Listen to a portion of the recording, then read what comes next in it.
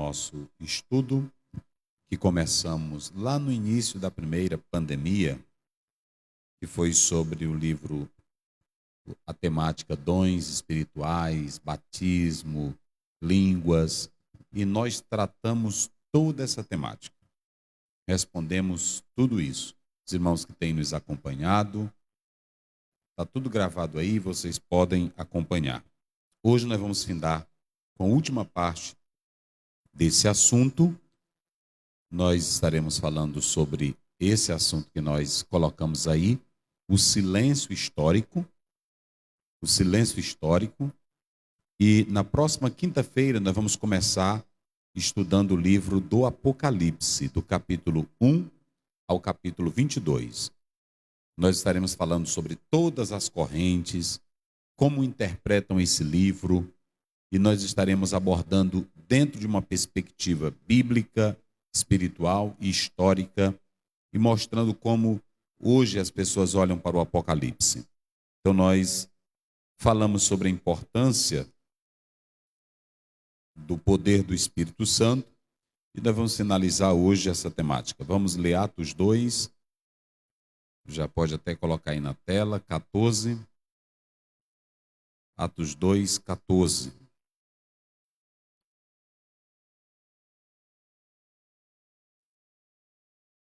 A leitura vai até o verso 36, mas eu não vou ler até o verso 36, porém os irmãos podem ler depois. Vamos ler do 14 até o verso 17. Pedro, porém, pondo-se em pé com os 11, levantou a sua voz e disse-lhes: Homens judeus e todos os que habitais em Jerusalém, seja-vos isto notório e escutai as minhas palavras. Estes homens não estão embriagados, como vós pensais, sendo a 3ª hora do dia. Mas isto é o que foi dito pelo profeta Joel. E nos últimos dias acontecerá, diz Deus, que derramarei do meu espírito sobre toda a carne, e os vossos filhos e as vossas filhas profetizarão. Os vossos jovens terão visões, os vossos velhos sonharão sonhos. Também do meu espírito derramarei sobre os meus servos e sobre as minhas servas naqueles dias profetizarão. Farei aparecer prodígios em cima no céu, sinais embaixo na terra, sangue, fogo, vapor de fumo. O sol se converterá em trevas e a lua em sangue antes de chegar o grande e glorioso dia do Senhor. E acontecerá que todo aquele que invocar o nome do Senhor será salvo. Então, nós estaremos falando sobre esse silêncio histórico. O que é esse silêncio histórico, pastor Azel? Por que o senhor está abordando sobre ele? Estaremos falando das épocas que se passaram, que não foi falado muito em línguas estranhas, que não foi falado muito em dons, e por que em certo tempo da história da existência do povo de Deus na terra, da igreja, ficou um período sem se falar línguas estranhas, sem se buscar o sobrenatural. Por que isso aconteceu? É sobre esse silêncio que nós iremos falar. Vocês sabiam que hoje nós, pentecostais, que pregamos a cura, o poder, os milagres, houve um tempo na história que isso ficou sem tanta evidência, sem tanta efusão. Mas por quê? O que foi que aconteceu? Por que isso aconteceu? Antes de respondermos, eu quero me fundamentar com os irmãos na Bíblia. Aqui vocês têm um episódio narrado por Pedro, mas que Pedro fundamenta-se no Velho Testamento para falar desse acontecimento. Enquanto que a multidão estranhava aquele fenômeno, sendo 9 horas da manhã, aqueles crentes orando em línguas, glorificando a Deus, a multidão estupefata, admirada, fez um julgamento. Sendo uma hora dessa, esse pessoal falando dessa forma, eles estão embriagados. Prestem bem atenção que nós temos problemas Eu já disse aqui uma outra mensagem. Nós temos problemas em Atos que nenhum teólogo, hermeneuta, exegeta pode resolver. E aqui está um. Se eles estavam falando nos dialetos deles, por que agora eles estão dizendo? Eles agem como se estivessem embriagados, estão loucos, estão fora de si. Então nós podemos analisar que o apóstolo São Pedro, ele toma aquele momento em que a igreja, aqueles que estavam sendo cheios do Espírito Santo, eles começaram a criticá-los. Pedro toma a palavra e vai mostrar que aquilo ali não era invencionice deles, nem loucura, nem embriaguez. O que sucedia naquele instante era uma profecia bíblica que estava se cumprindo. A profecia de Joel. E nos últimos dias, vamos colocar lá só para a gente, coloca Joel 2:28 lá, Léo, por favor. Eu não sei se aí daria para colocar, mas tudo bem, não dá para colocar em paralelo os dois, não? Atos, não, tá certo. Só para os irmãos terem uma ideia. Olha, aqui começa dizendo, e nos últimos dias, e nos últimos dias acontecerá. Olha o que Joel diz, e há de ser que derramarei do meu espírito sobre toda a carne. Qual é a diferença entre Joel, capítulo 2, verso 28, e Atos, capítulo 2, e o verso 17? Se você está com a sua Bíblia aberta, você já vai notar a diferença. Qual é a diferença entre Joel 2:28 e Atos 2:17? Olha a leitura aí. E há de ser que depois derramarei do meu espírito sobre toda a carne, vossos filhos, vossas filhas profetizarão, os vossos velhos terão sonhos e os vossos jovens terão visões. Agora você pode ler Atos 2:17. Qual é a diferença entre ambos? Quem já notou a diferença? Os irmãos que estão nos acompanhando também pela internet, pode ver aí a diferença. Qual é a diferença entre Joel e Atos? Já observaram aí a diferença? Já? O pastor já notou? Quem já notou a diferença aí? Coloca Joel de novo. Está aí. Qual é a diferença entre Atos e Joel? Volta lá para Atos. Vamos lá, cadê os jovens? Os estudiosos? Aí está bem simplesinho para vocês. Qual é a diferença entre Joel e Atos 2:17? Últimos dias. Por que Pedro colocou últimos dias se Joel não profetizou últimos dias? Já observaram isso? Ele coloca esse há de ser que derramarei do meu espírito. Pronto, volta para lá. Já Pedro diz assim, olha o que Pedro fala. E nos últimos dias estariam em contradição Pedro e Joel? De maneira nenhuma. Pedro tinha autoridade para fazer isso porque o cânon não estava fechado, as escrituras ainda não estavam fechadas, e ele estava falando aqui pelo poder do Espírito Santo. E é interessante analisar essa expressão últimos dias, porque ela é escatológica. Enquanto que Joel diz, e há de ser que derramarei, aí Pedro pega o que Joel falou e diz, nos últimos dias. Essa expressão últimos dias, ela é escatológica, é o tanto já como o amanhã. Pedro estava deixando claro que nesses últimos dias um novo tempo estaria começando. Deus traria uma nova era. Deus traria um novo tempo. E que novo tempo seria esse? E que nova era seria essa? Esse novo tempo é o tempo da efusão do Espírito. Esse novo tempo é o tempo primeiro. É o tempo que todos serão alcançados. Ele diz assim, e há de ser que derramarei do meu espírito nos últimos dias sobre toda a carne. A primeira caracterização desse novo tempo é que é um tempo de amplitude. É a primeira coisa, amplitude. Enquanto que no Velho Testamento era restrito apenas sacerdotes, profetas, reis, recebiam a unção, juízes, e isso era de modo esporádico. Nessa nova dispensação, nos últimos dias, que começa com a igreja, Pedro está dizendo que um novo tempo chegou de modo amplo, sem restrição. Todos, independentemente de classe, todos poderão desfrutar da presença gloriosa do Espírito Santo. Não é mais um clero, não é mais uma classe especial, nem um sacerdote, nem apenas o profeta, nem o rei.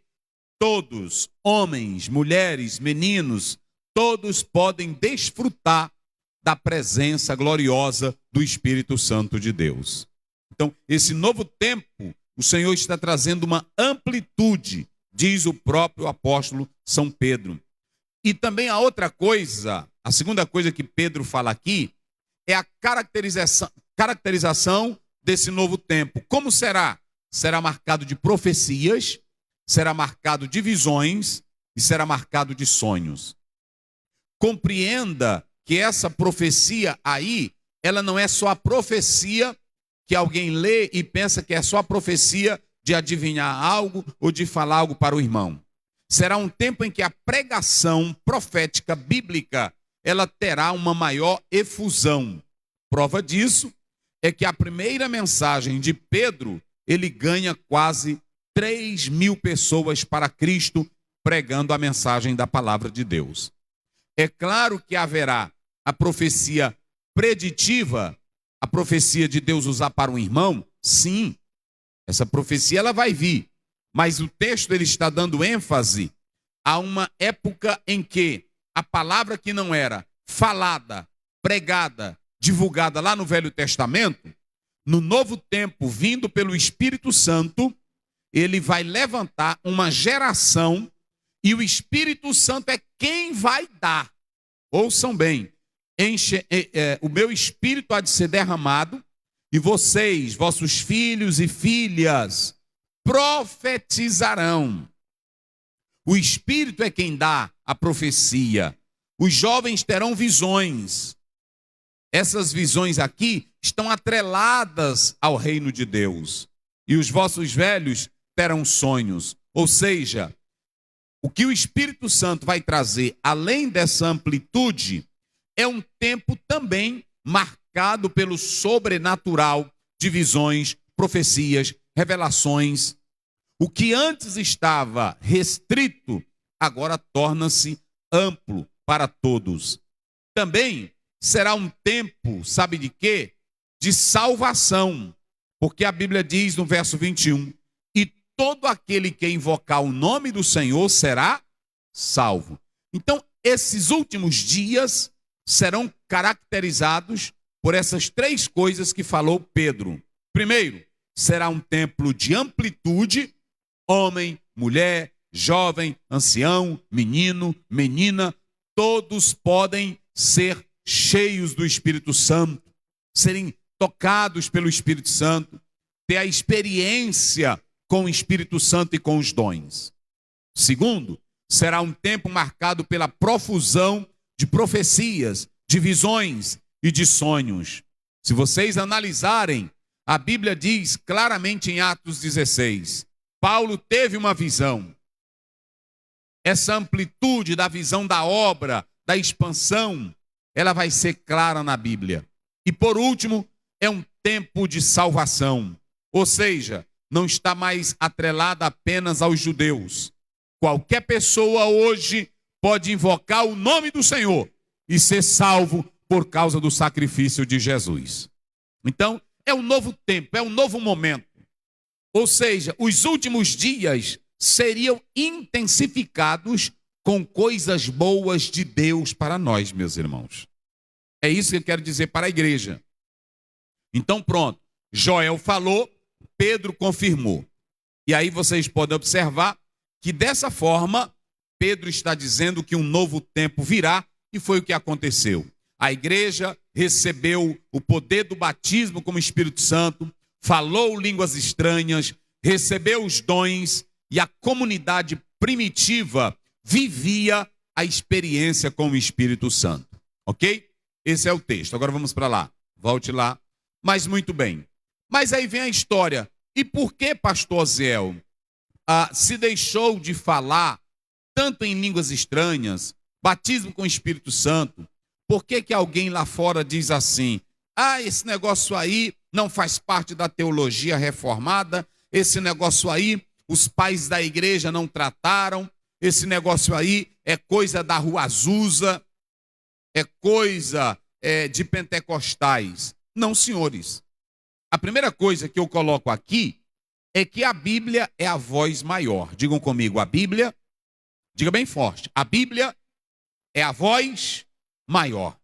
Ou seja, se Joel está dizendo lá atrás que Deus vai trazer um tempo de poder e de visão e de profecia e de salvação e de amplitude, então eu quero dizer que Pedro chega e confirma o que a igreja recebeu.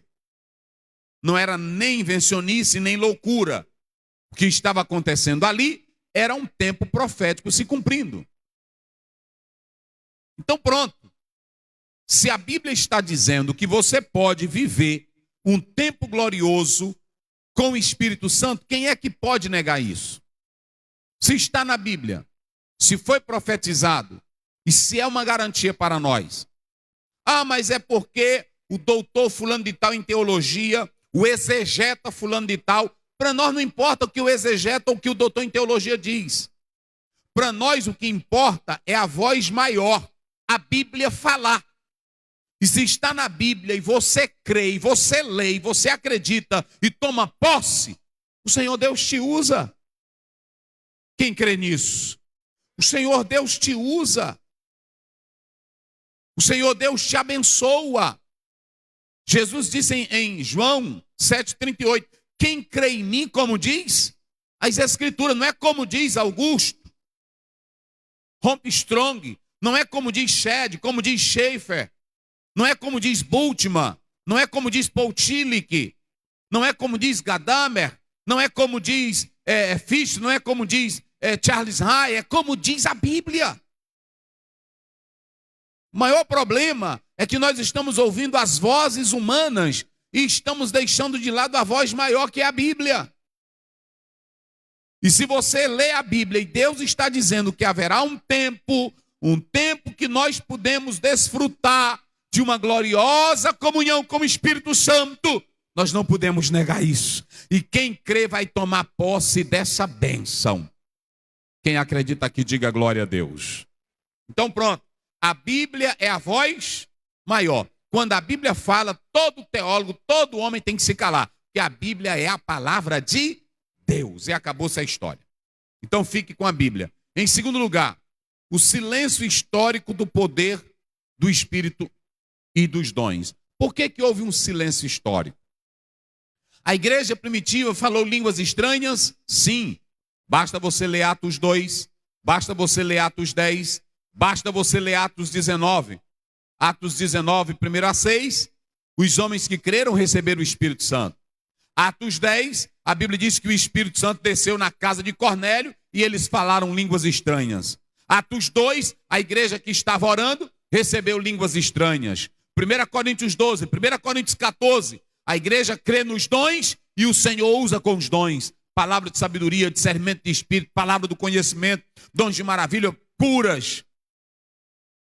Então, se a Bíblia e a igreja primitiva viveu isso, que era um tempo profetizado, por que que então houve um silêncio histórico sobre o poder do Espírito Santo, sobre os dons?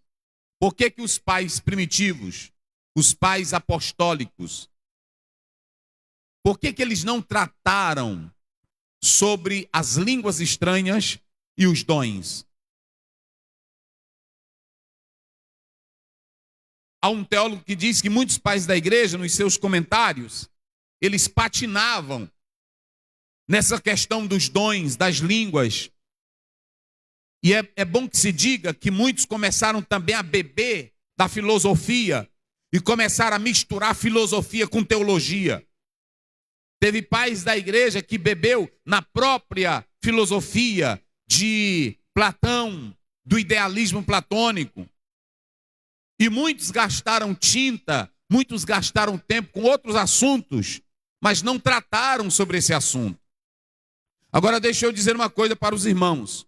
O fato dos pais da igreja, lá os primeiros, quem são esses pais, pastores? Deixa eu explicar para vocês. Não tinha a igreja primitiva? Pronto, os primeiros crentes. Aí Jesus morreu, ressuscitou, foi para o céu. Os apóstolos morreram. Aqueles primeiros crentes lá morreram. Mas teve aqueles que tiveram contato com o Senhor, que tiveram contato com alguns dos apóstolos, sobreviveram. Então tem os pais apostólicos. Eles ainda estão lá no início. Tinha aqueles pais apologistas que eram que faziam defesa usando a filosofia. Então são aqueles homens que começaram a defender a igreja contra certas heresias. É claro que muitos pais da igreja tinham coisas boas e tinham coisas ruins. Por exemplo, Orígenes tinha coisas boas, mas tinha coisas ruins. Santo Agostinho tinha coisas boas, mas tinha coisas ruins. Então esses homens, muitos deles, falaram sobre o Espírito Santo, falaram sobre Jesus. A temática maior deles era sobre Cristo e o Espírito Santo. Mas não abordaram sobre dons e línguas estranhas. Agora, mas, digamos, Santo Agostinho não falou muito sobre língua estranha. Tomás de Aquino não falou muito sobre língua estranha. João Calvino não falou muito sobre língua estranha. Para nós não importa se eles falaram ou não. O que importa para nós é que a Bíblia diz que a igreja primitiva viveu isso. Que ela pôde viver a experiência com o Espírito Santo de Deus. Mas houve esse silêncio. Quando você chega lá no século IV, já desaparece a temática línguas estranhas, dons e poder do Espírito Santo. Mas eu estou explicando que o silêncio se deu por causa dos homens não tratarem esse assunto e não buscarem a experiência. Não que a Bíblia negue isso. Não que a Bíblia rejeite essa temática. Joel falou que Deus traria um tempo de poder, de revelação, de visão, de amplitude. E Pedro confirmou lá desde Joel. O que Joel falou, Pedro disse, é o que está acontecendo aqui agora. E quantas igrejas, e quantos cristãos, e quantos salvos não têm sentido essa gloriosa presença do Espírito Santo? Quem já sente aqui, diga glória a Deus. Essa é a experiência que nós sentimos, ok? Mas aí eu pergunto, pastor Ziel, teve essa questão do silêncio histórico, mas nesse processo todo, que se deixaram de falar de línguas, se deixaram de falar de dons, teve algumas pessoas que falavam línguas, teve algumas pessoas que acreditavam, sim, e eu vou falar já da metade do segundo século, de um movimento chamado montanista. Nunca mais esqueça, montanista. Agora, alguns dizem que o movimento montanista, ele estava afastado da base central que era a igreja. E deixa eu dizer mais, a igreja também, depois da igreja primitiva, ela foi se contaminando com o mundo. A igreja também, ela se tornou mais uma instituição do que o próprio corpo de Cristo. Em 313, a igreja, com Constantino, ela vai se tornar uma instituição do Estado. E quando a igreja, ela começou, que a igreja, ela vinha pura, até os cristãos da igreja primitiva passando, aí ela ainda caminha pura. Depois a igreja começa a se contaminar. A igreja, ela se torna uma instituição, ela não é mais perseguida, ela se torna um órgão do Estado, os crentes não vão orando mais. Alguns pensavam que quando a igreja se tornou um órgão do Estado, alguns pensavam que já estavam vivendo até o milênio na terra. Como não tinha mais perseguição, lutas, a igreja deixa de orar, começam a buscar mais a erudição do que o poder do Espírito Santo. Porque a igreja é assim. Deixa eu dizer uma coisa para vocês aqui. Igreja, se ela sair da simplicidade de Cristo, ela fica fria. Aqui é o seguinte, nós temos esse templo aqui bonito, estamos ajeitando para construir, estamos construindo mais, mas isso aqui é só para agrupar crente, esses banquinhos aí todo bonitinho para tu sentar, ar-condicionado tranquilo, não é para tu sentar aqui e ficar mexendo em celular.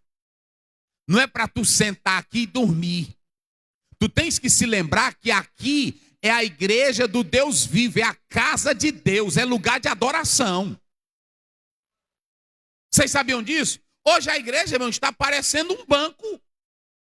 Eu ainda vou dizer mais. Tem igreja aí que é pior do que um banco. Porque quando você chega num banco, tem zoada. Tem ou não tem?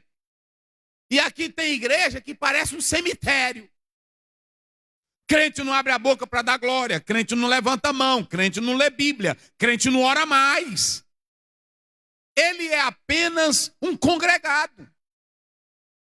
A igreja é um organismo vivo de Cristo. Igreja não é instituição, a igreja é o corpo de Cristo na terra, meus irmãos. Quem acredita assim, diga glória a Deus. Aí o problema, olha para cá, o problema é que quando a igreja vai saindo da fonte pura, ela vai perdendo a essência dela.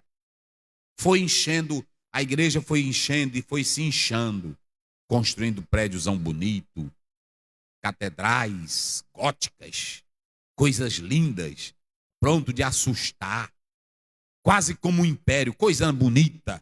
Aí começou só doutor em teologia, só bichão, cada um dando palavras sobre Deus, dando palavras sobre a Bíblia, dando palavras sobre originais, reconstruções de textos. E aí pronto, e a igreja foi perdendo o fervor, foi perdendo a graça, foi perdendo a simplicidade do evangelho, se tornando mais uma instituição, só mais uma instituição, e aí pronto. O que era para ela ter glória de Deus, poder de Deus, alegria do Espírito, dons espirituais, graça do céu, ela não tem mais. E hoje está aí um bocado de igreja que se diz histórica, igreja histórica, até o crente se orgulhando, nós somos uma igreja histórica, histórica de frieza. Não é assim? Até mesmo as Assembleias de Deus, nós temos que ter todo cuidado, irmão, porque senão nós vamos estar correndo o risco de empanturrar crentes dentro de uma instituição com tantos sistemas, que é Jesus, irmão, olha para cá, Jesus não veio formar a igreja para ficar dentro de templo, para ela ter um bocado de doutor que acha que sabe quem é Jesus. Jesus não veio para trazer e formar a igreja para ficar um bocado de gente discutindo Bíblia. Isso é tolice. Jesus veio para formar uma igreja com crente cheio de visões, profecias, para levar a mensagem dele aos que precisam. Não é assim? Às vezes isso aqui fica cheio de gente. Aí pronto, aí a pessoa está falando do Cristo vivo, mas parece que o Cristo está morto para eles. Ninguém tem mais a vida, ninguém tem mais aquele fervor. E para vocês terem uma ideia, coloque aí na tela, Léo, Apocalipse 2,4. Veja aí, coloca bem rapidinho, só para vocês terem uma ideia. Tenho, porém, contra ti que deixaste o quê? Ah, o primeiro amor. Como é o primeiro amor? É o amor fervoroso, é o amor simples. Aí o irmão casou com a irmã, os dois até a casinha alugada, não era assim? Casinha alugada. Comprando fiado lá na boutiquezinha, na quitanda. Andando a pé para o culto, mas eram felizes. Uma alegria. Tomava café, ele mais a esposa, só com farinha puba.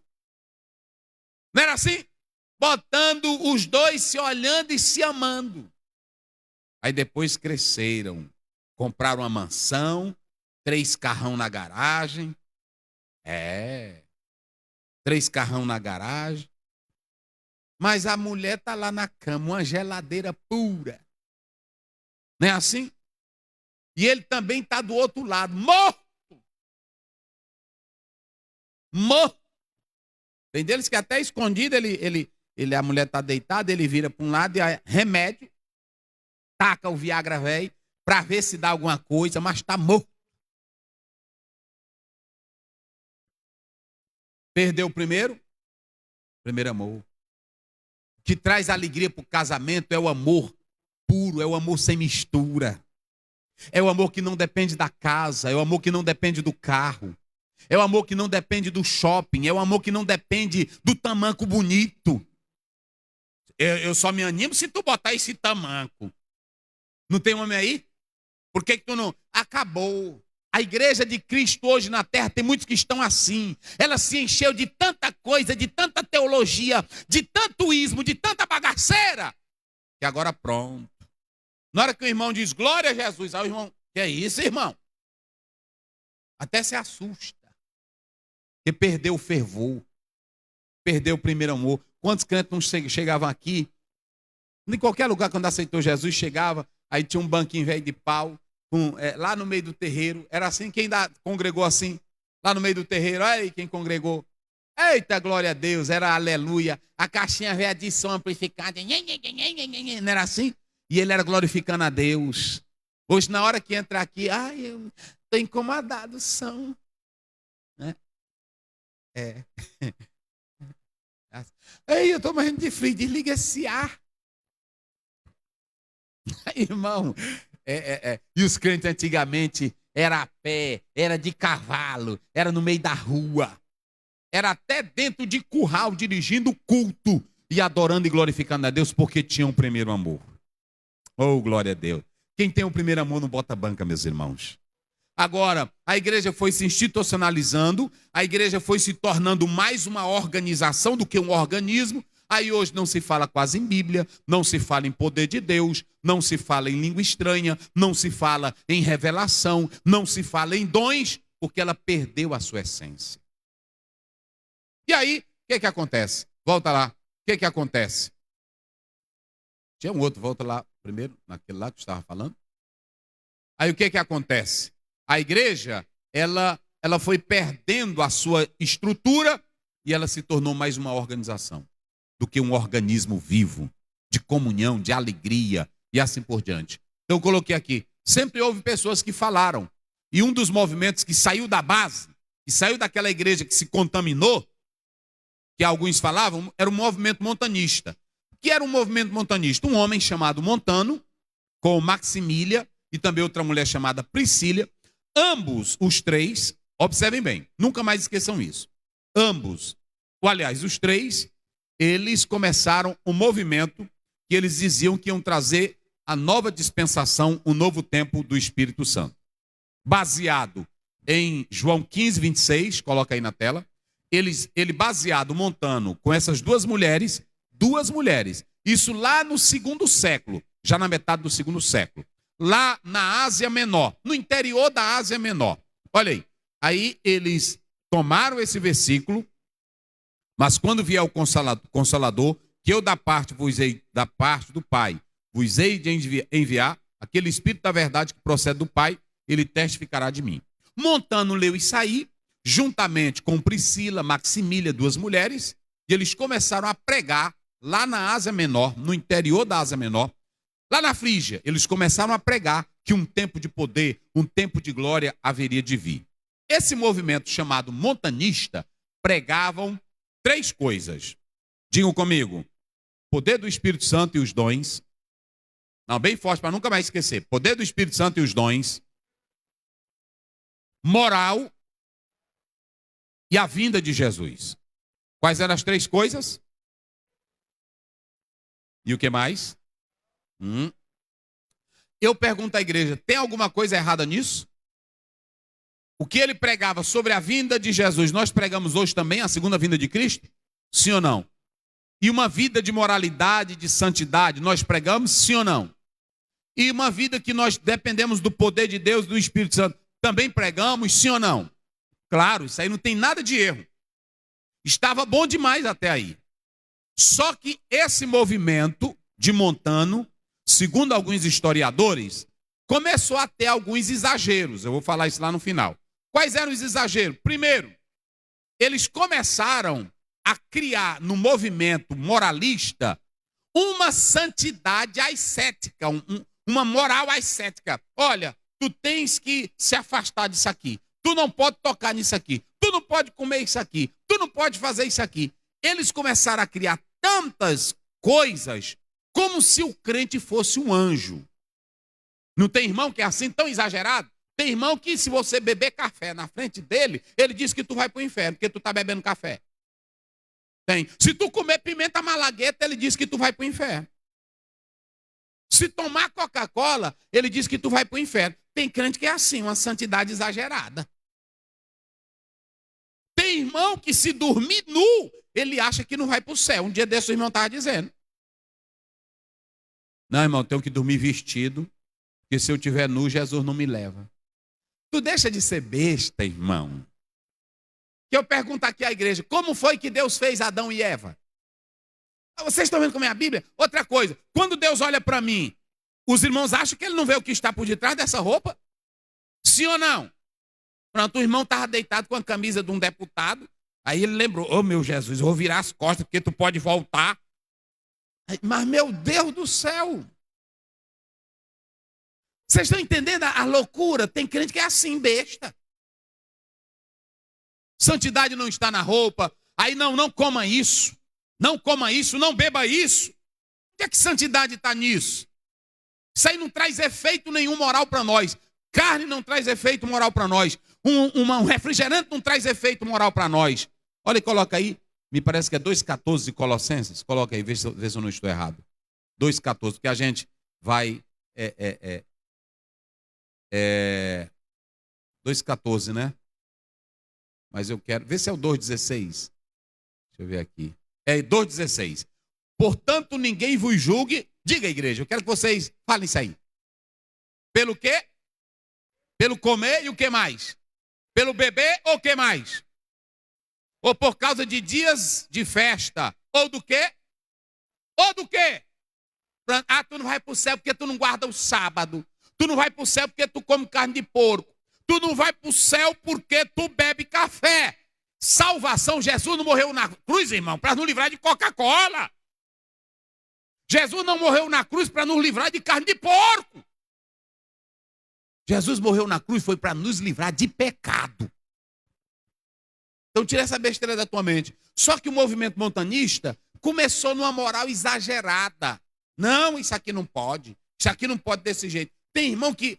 hoje a igreja melhorou, que eu não vou falar aqui porque é gravado. Mas tinha coisa lá atrás que a irmã não podia fazer quando era culto de Santa Ceia, que era pecado. Vocês se lembram disso, irmãs? Lembra ou não lembra vocês aí? Tá aí, eu não vou falar aqui. Mas era tanta coisa, não era a Bíblia não, era a criação da invencionista da cabeça de pastor. Não era da Bíblia não. Eu nunca li na Bíblia dizendo assim, mulheres não andem de jumento. Quem já leu na Bíblia? Quem já leu na Bíblia? E as mulheres andavam de camelo ou não andavam? Mas quando surgiu a bicicleta, tinha um pastor que dizia para a mulher não andar de bicicleta, que era o quê? Que era pecado. E onde é que tem na Bíblia? Não andem de bicicleta. Está vendo? Então deixa eu dizer uma coisa para vocês. É muito importante que o movimento montanista, eles vão criar uma ideia exagerada sobre a moral, sobre a santidade. Aí eles criaram muitos exageros. A segunda coisa, eles também começaram a dizer que se a igreja quisesse viver no mundo pura, ela teria que se afastar, se isolar, porque o mundo é cheio de pecado. Tem irmão aí que é uma santidade tremenda, que ele diz, eu não vou na praia. Davi foi muito crente, até pastor. Eu não vou na praia. A Bíblia diz, não coloqueis coisas má diante dos teus. Nada, está todo errado. Primeiro que Jesus disse que as coisas más não vêm dos olhos, vêm do coração. Mateus 15:19, o pecado não está no olho, o pecado está onde? É do lado de dentro, não é do lado de fora. É do coração. É do coração. Se tu já tem um coração que não presta, aí na hora que tu bota o olho, tu quer. É desse jeito. Aqui eu já moro há 7 anos. Eu não sei quanto tempo aqui que eu fui na praia. Primeiro, não é porque eu não gosto muito de banhar em praia. Mas pronto, às vezes eu acho bonito. Quando eu posso, eu vou lá, eu acho bonito, olhar aquele mazão, aquele vento. Mas pronto. Vez por outra aparece uma mulher vestida, tem delas que é bonita, tem delas que eu digo, meu Jesus, misericórdia. É assim. Eu disse, eita Jesus, está repreendido, pai. Mas não é de outra coisa não, é só da feiura. Agora, o que eu digo, meus irmãos, aqui para a igreja, É que tem irmão que diz, eu não vou. O pecado não está no olhar, o pecado está dentro do teu coração. Está dentro do teu coração. Se o teu coração não for transformado, não for sincero, aonde tu for, tu pode andar até de olho fechado. Jesus me livra, Jesus me livra. Mas Jesus sabe que teu coração não presta.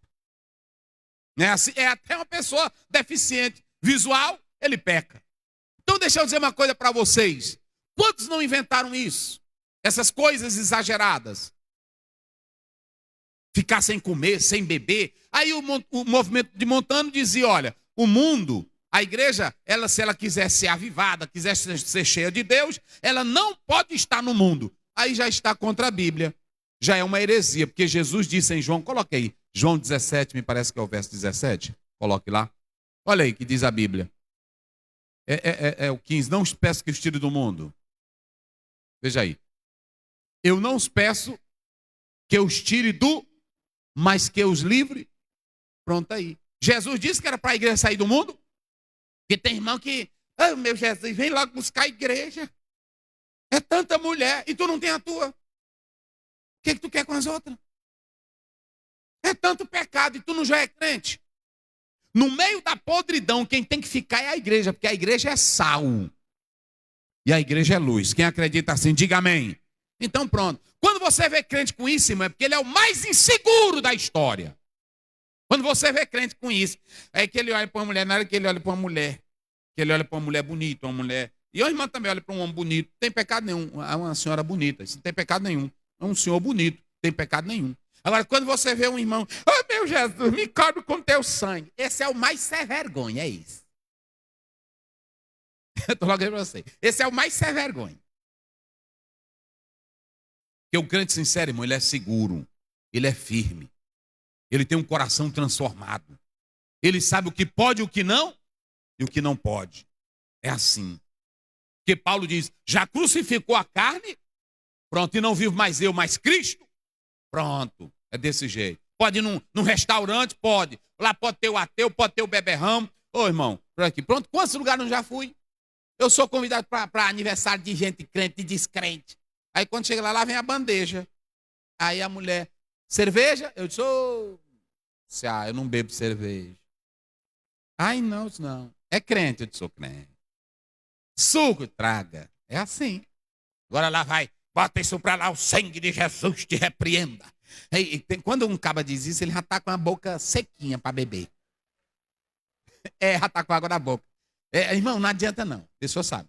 Olha, a gente estuda na psicanálise isso, e é verdade. Tem pessoas que quanto mais fala no assunto, quanto mais ele bate, é porque ele é doente naquele assunto.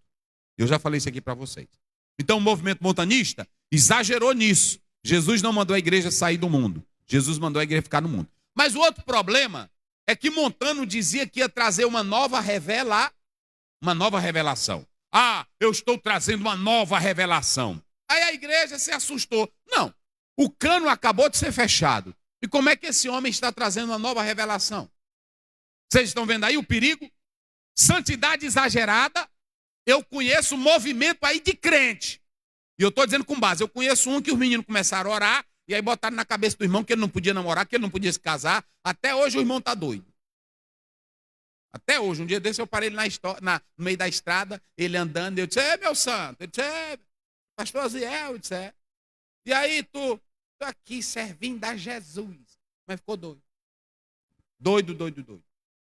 Estão entendendo? Porque tem movimento de crente. Tem irmão que diz, fica jejuando 10 dias. Como é que pode, irmão?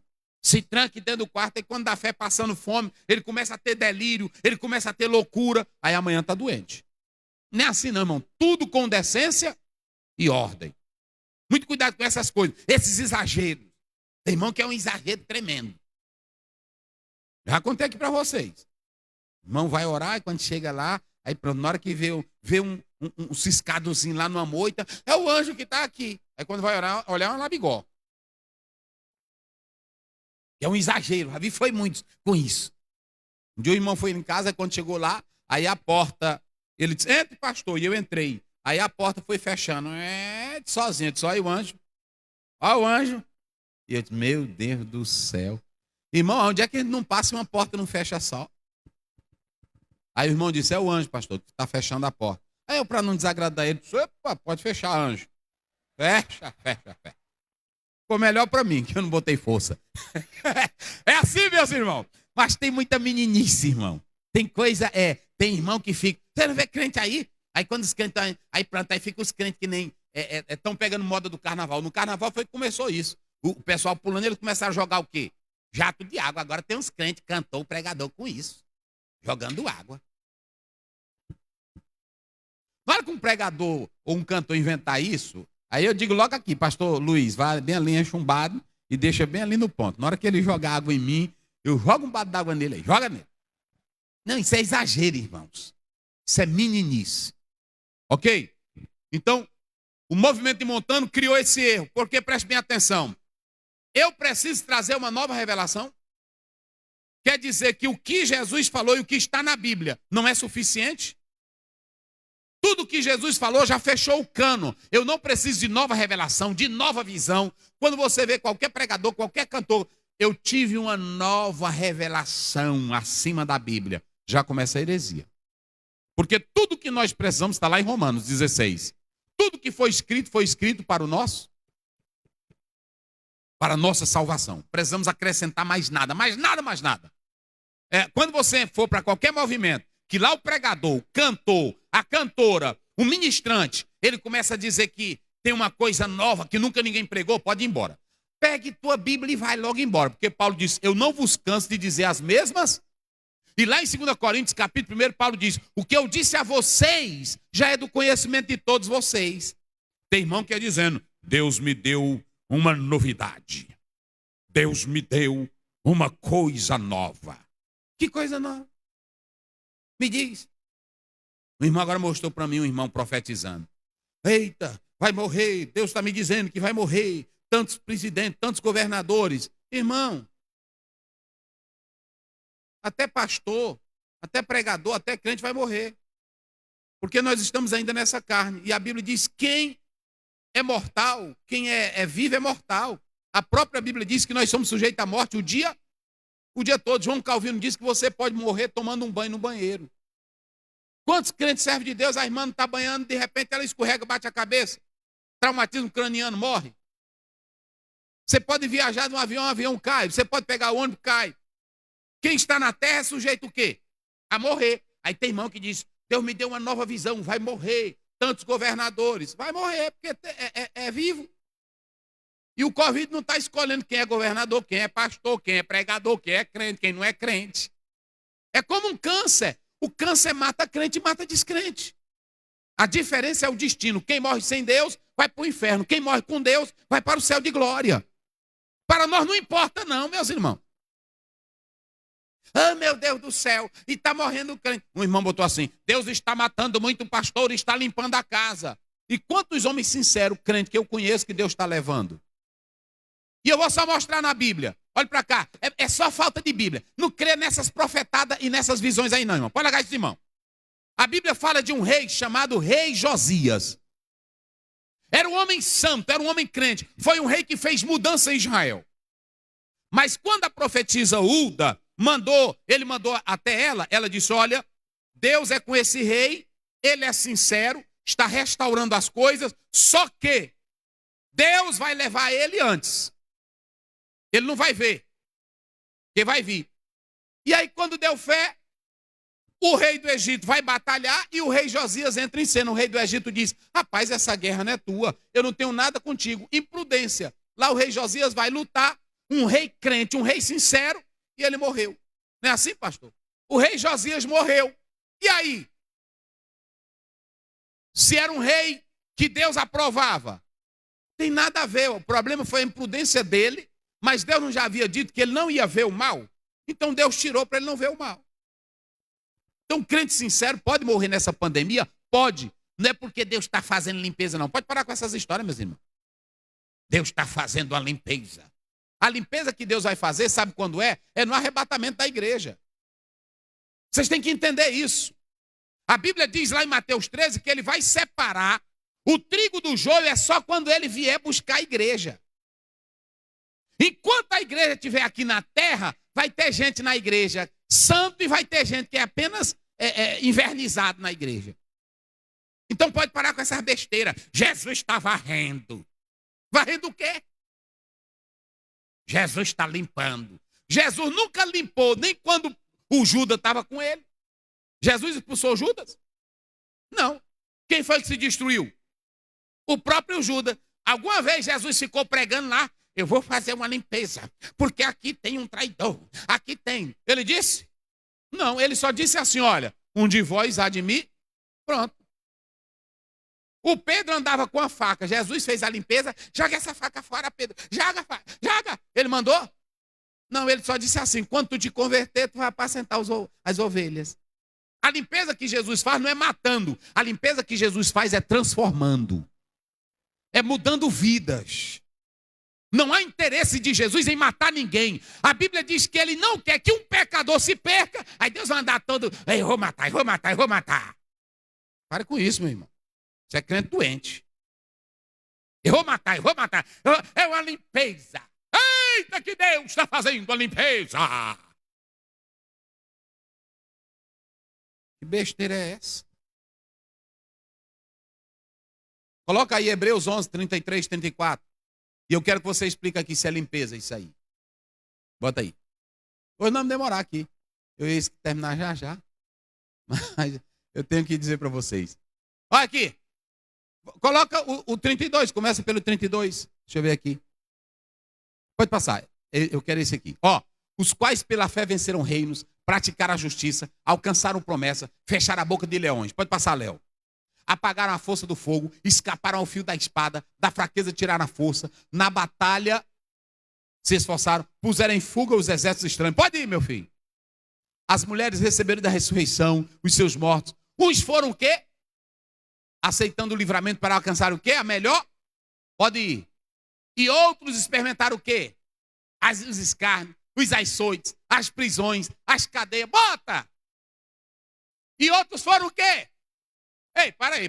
Isso aqui é o quê? Eu estou falando de crente ou é de pecador? É de crente salvo. Foram o quê? A pedra é? E o que mais? Cerrada ao meio, o que mais? Mortos ao fio da espada, e o que mais? Andaram vestidos de peles de ovelha e de cabra, desamparado, e aflito e mal. Esses aqui eram os homens de Deus. Quer dizer que Deus estava fazendo uma limpeza? Que limpeza é essa? Agora, quando o crente está aqui na terra, tudo está no controle de Deus. Se eles morreram, é porque chegou o dia dele, chegou a hora dele. Porque para Deus não há fatalidade. Eclesiastes 3 diz, tudo tem o seu, há tempo de morrer e há tempo de viver. E acabou-se a conversa. Então, não existe essa. Eu conheço aí homens santos, homem de Deus, sincero. Não existe essa de limpeza. Quem morrer agora é porque chegou o seu dia. E o mais importante não é como o crente morre ou como ele deixa de morrer. O mais importante é ele estar em comunhão com Deus, porque pela morte ele vai ao encontro do Senhor Jesus nos ares, ou lá no céu de glória. E no arrebatamento é nos ares. Tem duas maneiras de Deus, do crente se encontrar. Uma é quando Jesus voltar, e a outra é tu ir ao encontro dele, como já falou o pastor aqui. Então não existe essa. Vamos parar com essas besteiras que está amedrontando os crentes. O Senhor está fazendo uma limpeza. Eu queria, irmão, tem tanta gente ruim que não está morrendo. Não é assim? Tem a gente aí que na hora dessa tá no mundão, de tudo que não presta. E aí por que ele não vai? Porque a limpeza teria que ser feita era lá. Aí um crentezinho aqui, coitado, lutando para ser crente, aí só porque tem umas falhazinhas, aí Deus carrasco, eu te mato com Covid, eu vou te destruir, tu tá acabado. Que é isso?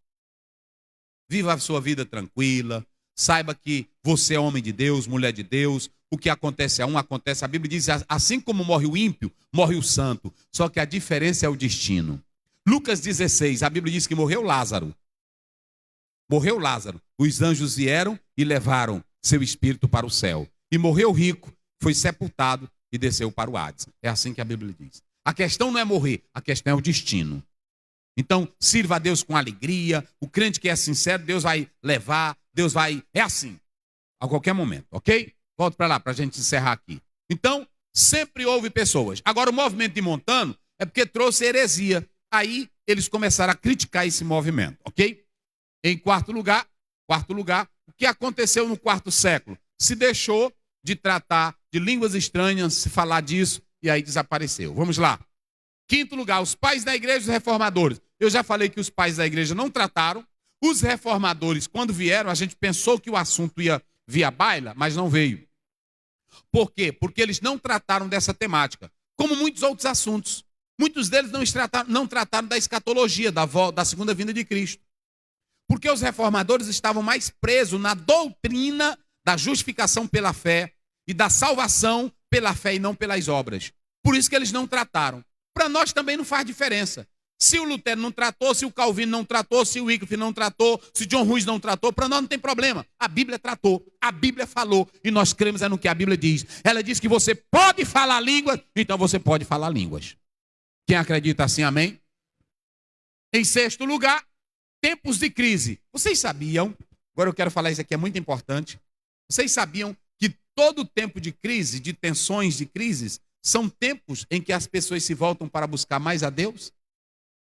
Quando a igreja começou a sair da fonte, o movimento de Montano, ele começou a querer tirar a igreja daquele relaxamento, da frieza, e começar a ir orar e buscar a Deus e buscar o Espírito. Vocês podem observar que nessa época de pandemia, tem mais gente aí se aproximando de Deus.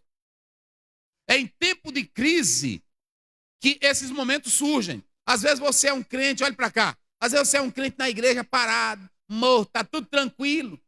É sombra e água fresca. Casona boa, mas de repente o vento bate nos quatro cantos da casa. Aí tu tem que chorar nos pés de Jesus.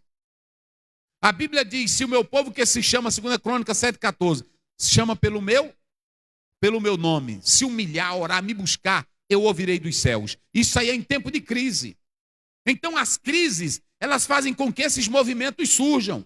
Às vezes a igreja está parada, não crê, não tem poder, está morta. Aí, de repente, Deus levanta movimentos de homens e mulheres que buscam poder e que buscam a graça. E aí mexe até com a igreja. Vocês sabiam que o movimento de Montano foi bom? Mexeu com a igreja, porque a igreja entendeu que o cano estava fechado. A igreja entendeu que ninguém é santo 100%. A igreja entendeu que não há santo perfeito. A igreja entendeu que não pode fugir do mundo. A igreja entendeu muitas coisas com o movimento de Montano. Então, as crises, elas são sempre boas para nós. Nós tiramos algumas lições das crises. Não podemos fugir das crises. A data de 1900 é o momento em que alguns começam a buscar o poder de Deus. E aí vocês sabem que vem o movimento pentecostal. Em 1910, quando chega aqui no Brasil, através de Daniel Berg e Gunnar Wingre, o movimento pentecostal. E por último eu falo, o que fazer com os exageros? Eu pergunto aqui aos irmãos, todo movimento tem exagero ou não tem? Mas aí a pessoa só fala do movimento que tem exagero. Mas eu pergunto, movimento de erudição também tem exagero ou não tem? Tem. Se você pegar aí livro de estudiosos, tem tantas besteiras que eles falam, tantos exageros. Então, a questão é a medida. A questão é saber equilibrar a coisa. Você pode observar que quando Paulo escreveu à igreja de Corinto, que ela tinha bagaceira, ela tinha problema em relação aos dons e a línguas, o apóstolo São Paulo não proibiu nem os dons e nem as línguas. O que foi que o apóstolo São Paulo fez? Só tirou o quê? Só os exageros. Ele diz no capítulo 14, tudo com decência e ordem. Então, se a irmã está na igreja, pastor, é porque a gente quer criar aqui um movimento de oração. O senhor permite? Eu permito, irmã. Vai lá. Aí as irmãs começam a orar, porque quando começa a primeira vez é simples. As irmãs começam a orar, começam a cantar, e aí uma glorifica, a outra chora. Mas de repente, quando dá fé, a irmã está dizendo que é Jesus. É ou não é? A irmã está dizendo que é Jesus. Epa! Calem-se! Aí não. Aí tu diz para ela, irmã, toma o gadernal, né? O gadernal, e você não está certo. Já está na heresia. Agora, só porque ela está no exagero, eu vou proibir o movimento? Não, eu tenho que combater o erro dela. Pronto. Tem irmão que no meio do movimento, ele começa a dizer que é anjo. Eu sou um anjo. Eu sou um anjo. Não, rapaz, tu é o João, rapaz, já quieto. Tu é o Pedro, tu é o Francisco, para com essa besteira. A não ser que a pessoa não esteja bem, não é assim? Eu fui visitar um irmão, quando cheguei lá, a irmã disse, pastor, cuidado com ele que ele não está muito bem. E ele está dizendo que é alguém da Bíblia. Aí quando eu cheguei lá, ele disse, pastor Zé, eu disse, epa, como é que está, meu irmão? Estou bem. E o senhor como é que está? Irmão não, pastor Zé, João Batista. Eu disse, opa, João Batista, rapaz, que prazer. Meu Deus, era um sonho falar com João Batista. Era mesmo, pastor Zé? Pois é, pastor, eu sou o João Batista. Eu disse, eita. Pois continue, João Batista, firme, pregando. Né, pastor? Eu disse, você é João Batista. Não. Mas tá bonzinho aí. Um dia desse eu vi a esposa dele. Irmão, como é que tá o João Batista? Não, pastor, ele não tá mais com isso aí, não. Eu disse, pois é. Aí pronto, agora vai eu dizer para ele que ele não era João Batista. Meu irmão, tudo tem limite. Sim ou não? Aí a irmã vai orar, ninguém proíbe. Tem irmão que pensa que a gente é contra. A irmã começa a orar. Eu não sou nem contra aquelas machadinhas, né? Eu acho até bonita, as irmãs fazem. Pronto. Agora, quando tem exagero, aí não. Não é assim? Quando já começa com as caras feias, aí pronto, quando começa a querer lutar karatê. Aí eu disse, não, aí já tá querendo porrada. Não vamos nisso, vamos parar por aqui que não é de Deus. Então, nós somos contra o quê? O exagero. Mas falar língua é bíblico ou não é? Sentir poder é bíblico ou não é? Ter revelação é bíblico ou não é? É bíblico, irmão, que não pode ter o exagero. E aí o maior problema é que tem movimento que só tem exagero. Vou dar um exemplo. Tem irmão que só gosta de movimento, não gosta de Bíblia, não gosta de estudar a palavra, não gosta de se congregar. É só movimento. E ninguém é contra o movimento. Nós somos contra. Está lá em Atos, o próprio Pedro diz, quem sou eu para impedir? Eu não sou ninguém para impedir, eu não vou impedir nunca o irmão sentir o poder de Deus. Eu não vou impedir nunca o irmão falar línguas. O que nós impedimos são os exageros. Pronto, o exagero. Tem irmão que pronto. Vocês já viram aqui, no dia desse não veio um cantor aqui, que ele subiu aqui, aí ele pulou e correu aí, e pronto. Deu um mortal aqui, não foi? Pronto. Quando ele deu um pulo, eu vi a cara dele, bem no canto da boca dele, porque doeu aquilo ali. Aí ele faz que tá cheio, mas não, é só pulo. Quando ele chega em casa, irmão, a costela dele. Olha, quando ele chega em casa, aquele pulo que ele deu aqui, ele fica acabadinho. Eu sei porque às vezes eu quando comecei a pregar, eu fazia movimento e arregaçava com tudo. Era também doido. Quando eu terminava isso aqui meu, olha, tava doendo, chega. Eita! Aí eu disse, Jesus, eu não quero isso não, porque se o teu Espírito Santo não me ajudar nisso, eu vou morrer cedo. Então eu não quero não. Eu larguei de mão. Eu prego hoje assim, a palavra de Deus, conversando. Não precisa essa loucura não, irmão. Precisa essa loucura. Ficar doido, ficar correndo. A garganta na mesma hora vai embora. Sim ou não? Pode observar que na hora que eles pegam aqui no microfone, meus irmãos, eu quero saudar a todos. Não é de Deus não. Tudo é com decência e ó. Então a irmã sentiu o poder, pronto. Até às vezes tem duas que querem. Eu já vi delas que vêm, engarram na mão da outra, né? Faz um trenzinho. Isso aí não tem nada de errado. Agora, também já exagerar todo dia aí, não. Não é do Espírito Santo, não. A Bíblia fala da multiforme sabedoria de Deus. Deus é sábio. Ele não te dá uma coisa repetidamente do mesmo jeito. Culto que é a mesma coisa. Pregador que tem a mesma coisinha todo dia. Adivinhar número de identidade. E não sei o quê. A coisinha ao mesmo tempo, se não é de Deus, não. Deus é multiforme, irmão. Ele nunca trabalha do mesmo jeito. Ele sempre trabalha de modo diferente. Não é assim. Então, coloque isso na sua mente. E nós só estamos corrigindo os exageros. Esses exageros matam, tira a fé do povo, traz escândalo. E aí pronto. É assim. Deus quer a igreja dele com sinceridade, com perfeição, com equilíbrio. É assim que Deus quer. E aí você tem que ter um equilíbrio. Pronto. Então que Deus abençoe. Vamos ficar de pé.